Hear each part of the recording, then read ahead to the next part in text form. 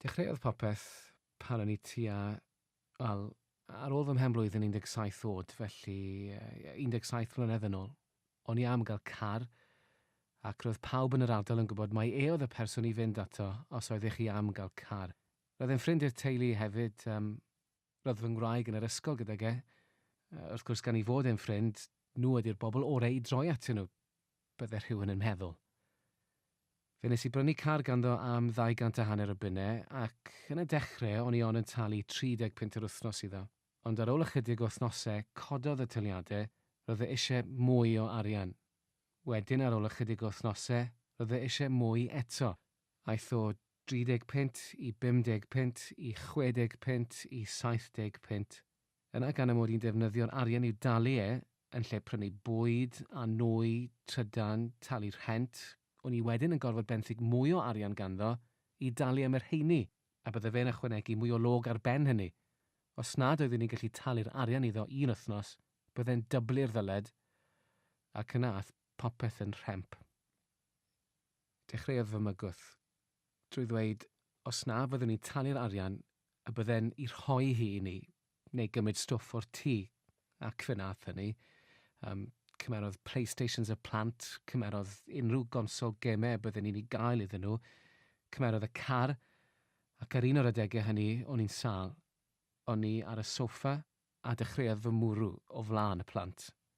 O'n i wastad dan straen, o'n i'n gweithio bob awr o'r dydd yn gwneud 2 swydd am 2-2 awr y dydd yn byw ar mas-bas, dim ond i gael digon o arian i'w dalu.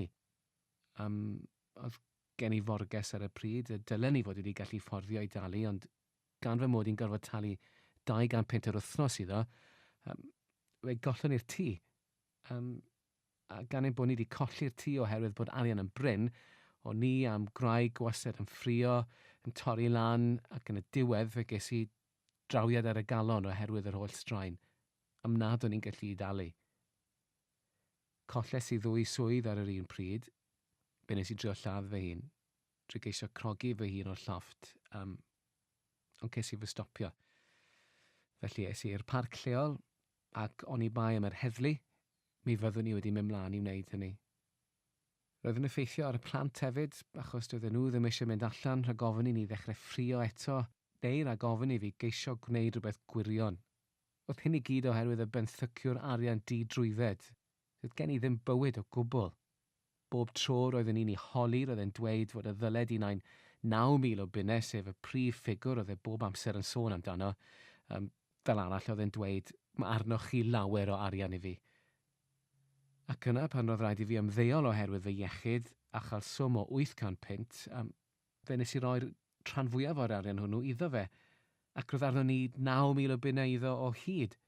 Hyd yn oed pan oedd ni mewn cysylltiad â'r tîm benthycwyr arian di-drwydded, a ro'n ni dal yn talu ac yn cadw cofnod o hynny, bob yn ail wythnos pan fyddwn ni gofyn iddo, byddai'n dweud bod dal arna i 9,000 o bunnau iddo, gweitha'r holl arian o'n i wedi roi iddo.